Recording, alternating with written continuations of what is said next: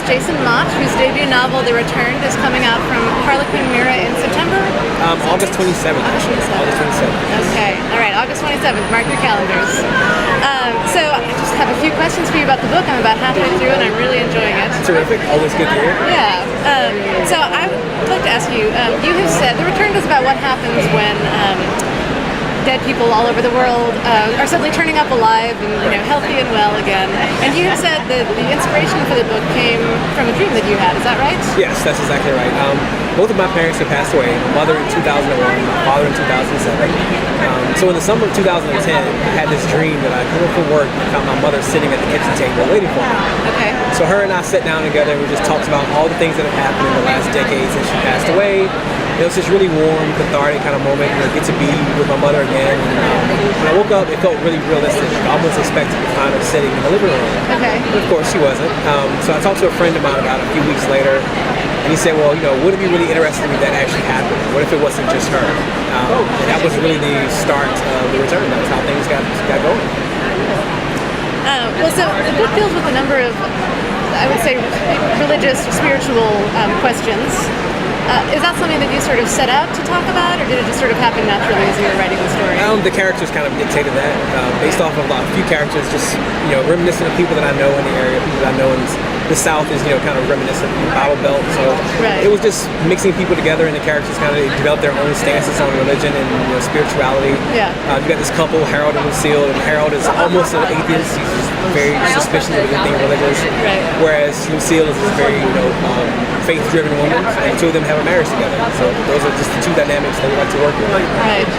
And you grew up in the South, is that right? Yes, born and raised in a small town called Bolton, North Carolina. Okay. About 600 people, one caution light, not even a stoplight. You just kind of slide through the town and you missed it all. But I love it though. I'm a small town guy and I always will be, so I love it though. And The Return is also set in a small town in North Carolina. Yes, right? loosely based off my own town. This town called East Arcadia that my mother grew up in. Okay. So I just dropped the East section and made it Arcadia. And a couple of other small towns just rolled all into one. Yeah. How would you say being a Southerner has informed your writing? I guess that's a tough question to answer. It is. Well, it is. I think that landscape becomes a huge part of it. The South is just this beautiful, picturesque kind of landscape that it always comes into it. Also, just the deep roots that the South has. The idea of small town life, where when you interact with someone in a small town, you're really interacting with their entire family history to a certain extent. My family has interacted with the family across the street from me for generations, quite frankly. Right. So there's that deepness that kind of goes into it. I think that inspires and speaks to the novel. And you're also a poet. Yes, I actually have a master's degree in poetry. Okay. I did 2 poetry collections on the road to writing to return. Right. I started off writing fiction actually. That was my first love was fiction. Okay. And then when I hit my mid-20s, I learned to love poetry, and I just kind of started going back and forth between the two, which I still do. I write poetry and fiction, just depending on how the creative juices are going that day.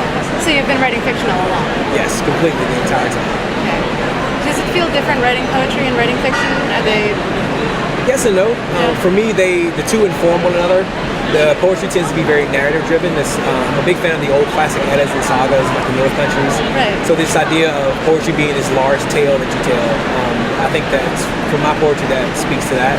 And at the same time with the fiction, it teaches you how to use compressed space. If you've got something you need to achieve in a very small space, poetry is a good basis for that. Right, that's true. Yeah. So I'm curious, in the book, Jacob loves to tell lots of jokes. Where did you pick those up?